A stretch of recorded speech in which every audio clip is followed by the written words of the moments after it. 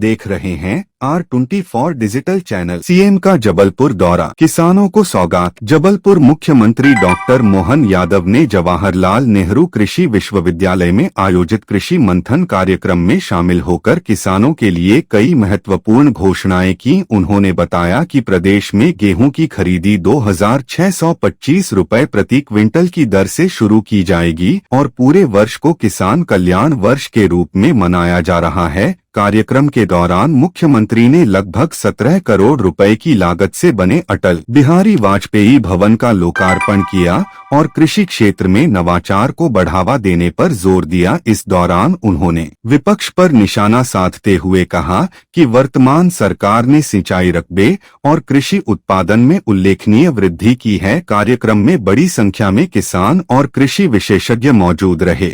इस विश्वविद्यालय ने कालांतर में तीन पशु चिकित्सा और कृषि विश्वविद्यालयों को जन्म दिया।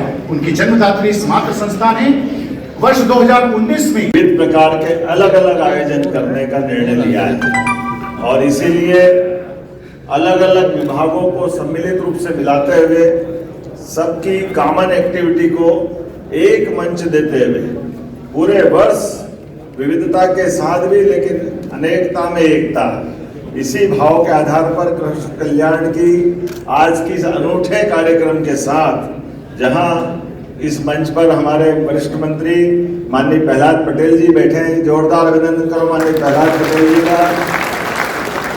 हमारे एक और मंत्री आपके स्थानीय विधायक सांसद रहे माननीय राकेश सिंह जी, श्रीमान राकेश सिंह जी का पीडब्ल्यूडी के वरिष्ठ मंत्री इसी मंच पर विराजमान माननीय सांसद द्वय, मंत्री द्वय है, सांसद द्वय है, विधायक चतुष्ट है, महापौर अभी अध्यक्ष आपके कहा है, जो अध्यक्ष भी है, सबकी जोड़ी अच्छी जमी हुई। जोरदार अभिनंदन करें माननीय सांसद आशीष जी, माननीय सांसद सुमित्रा वाल्मीकि जी, हमारे वरिष्ठ नेता माननीय विधायक अजय वैष्णव जी, आपकी जिनकी विधानसभा माननीय विधायक अशोक रोहानी जी, माननीय विधायक तिवारी जी, माननीय विधायक अभिलाष पांडे जी और कुलपति जी आपका भी आजकल तो कुलगुरु कहते हैं आपको, हमारे बीच माननीय कुलगुरु सहित मंच के पीछे दोनों विधायक और माननीय नीरज जी, बरगड़े संतोष जी, इस अवसर पर हमारे जिला पंचायत के अध्यक्ष जी, दोनों जिला अध्यक्ष जी, संगठन के पदाधिकारीगण,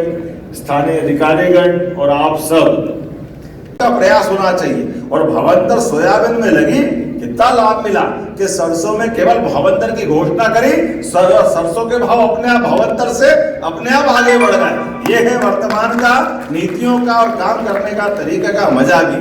कल ही हमने कैबिनेट में भविष्य में मसूर, चना, सब प्रकार के फसलों के लिए हमारी आगामी कई योजनाओं को हाथ में लिया और केवल फसल नहीं, फसल की प्रोसेसिंग करा करके उनके प्रोडक्ट बना करके जहां तक हो सकता है हर प्रकार के व्यापार व्यवसाय में खेती को भी लाभ का धंधा बनाएंगे।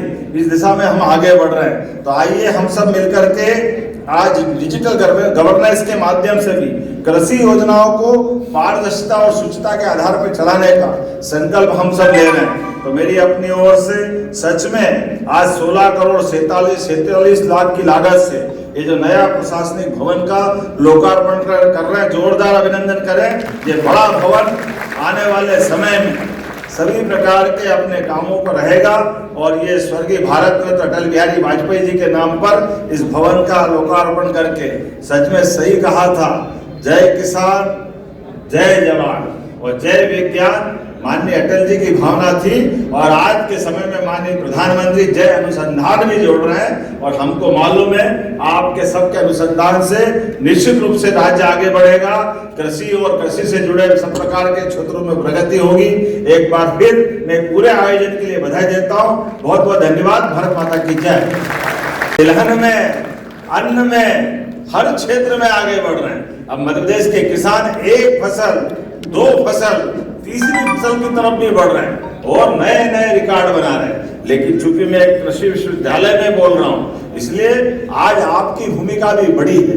अब हमारे पास परंपरागत बीजों के बजाय जो उन्नत किस्म के बीज हैं उसमें भी हमको आपकी मदद चाहिए। और सच में बहुत सारा चमत्कार हो रहा है, हमारी कई गुना उत्पादन क्षमता भी बढ़ने के लिए अब अपने पास में आज मैं स्टॉल देख रहा था, एक से बढ़कर एक, और सारे स्टार्टअप भी अलग अलग कमाल कर रहे हैं। और इसी की आवश्यकता भी हम अपने संसाधनों का बेहतर से बेहतर उपयोग करें और किसानों की आय बढ़ाने के लिए अब पशुपालन से भी और अन्य अन्य प्रकार के खेती आधारित सभी विभागों को जोड़कर समेकित रूप से हम काम कर रहे हैं। और आधुनिक यंत्रों के माध्यम से भी यंत्र में भी कोई कमी नहीं आए। अब ये बात सही है कि हमारी खेती में फसल अच्छी हो रही, लेकिन उसकी चुनौतियों के साथ उसी में से और आय कैसे बढ़ती जाए।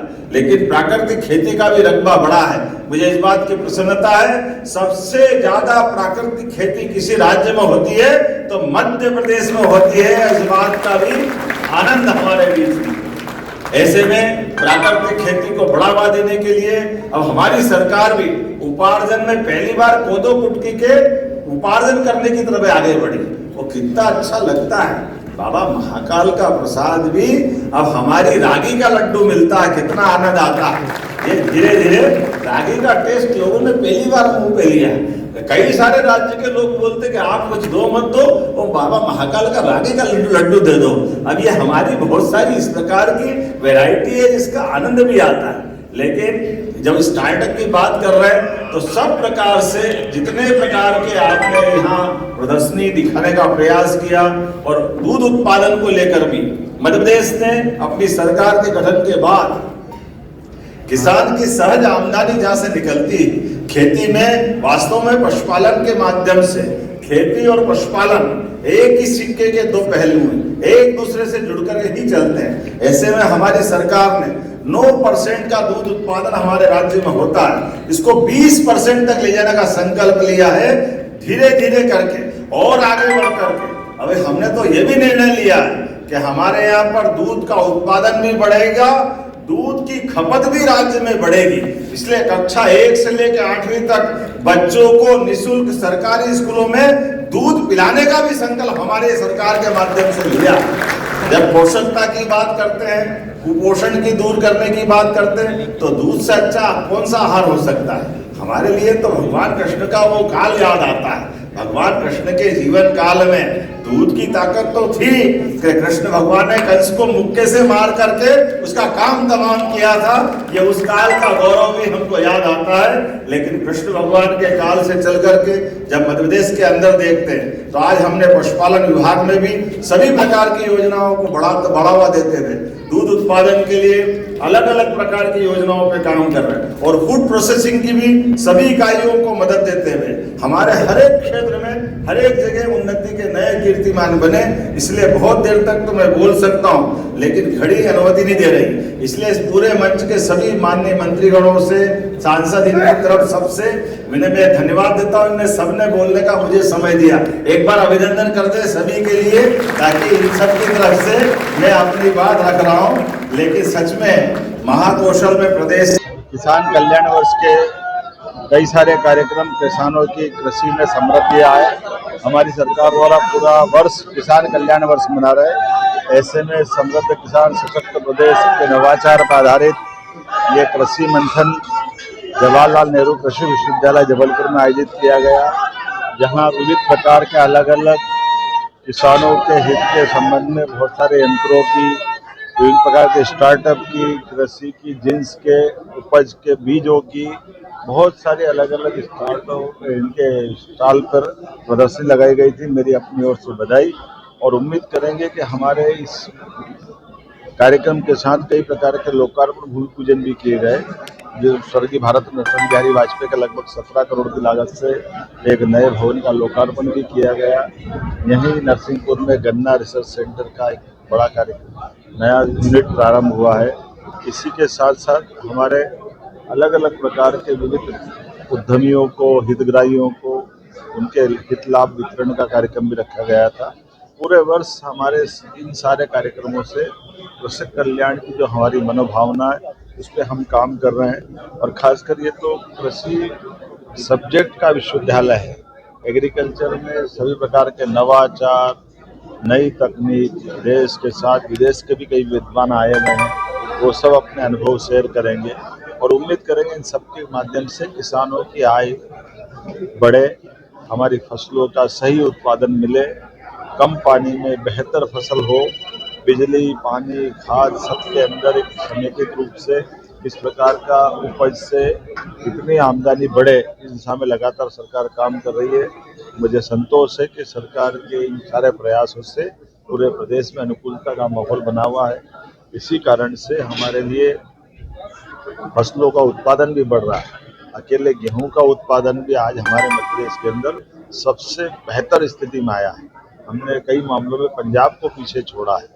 ऐसे में हमने किसानों को लिए भी जो हमारा कमिटमेंट है, कल से हम उपार्जन चालू कर रहे हैं 2625 का दाम दे करके, और हमने उसका सारा प्रबंधन कर लिया। यद्यपि बहुत सारी चुनौतियां थी, वैश्विक स्तर के हालात भी सबके सामने हैं, लेकिन किसानों के प्रति हमारी जो प्रतिबद्धता है, हमारे लिए किसान अन्नदाता सर्वोपरि है। मैं कांग्रेस के मित्रों से भी कहना चाहूँगा कि वो कर्मकांड छोड़े, वो अपने पाप गिन ले। जब जिनके समय से ना सिंचाई का रकबा था, ना खेत में बिजली थी, ना पानी के प्रबंधन थे, और सिंचाई का रकबा भी 55 साल तक केवल 7.5 लाख हेक्टेयर था। मुझे इस बात की प्रसन्नता है, आज 2 साल में 10 लाख हेक्टेयर से ज़्यादा तो हमने 2 साल में सिंचाई का रकबा बढ़ाया। आज 55 लाख हेक्टेयर से ज़्यादा का सिंचाई का रकबा हम 5 साल में 100 लाख हेक्टेयर तक ले जाने वाले हैं, और धीरे धीरे करके क्रमशः ऐसे सब क्षेत्रों में आगे बढ़ाएंगे। सर यूसीसी को लेकर सर यूसीसी